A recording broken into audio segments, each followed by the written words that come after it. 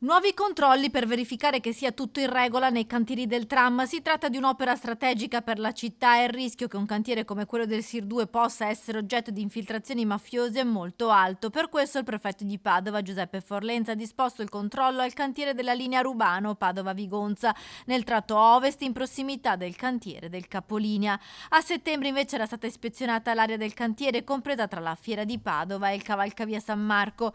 Essendo un'opera finanziata con fondi PNRR, il Comune di Padova, la Prefettura e APS Holding avevano sottoscritto un protocollo per innalzare il livello della prevenzione dal rischio di infiltrazioni mafiose e di corruzione, controlli mirati anche a tutelare la sicurezza dei luoghi di lavoro. Il sopralluogo nel cantiere è stato condotto dalla Direzione Investigativa Antimafia di Padova, che ha coordinato 30 uomini delle forze dell'ordine per verificare i 26 operatori economici e i flussi finanziari, i 52 mezzi e 71 i lavoratori impiegati nel cantiere.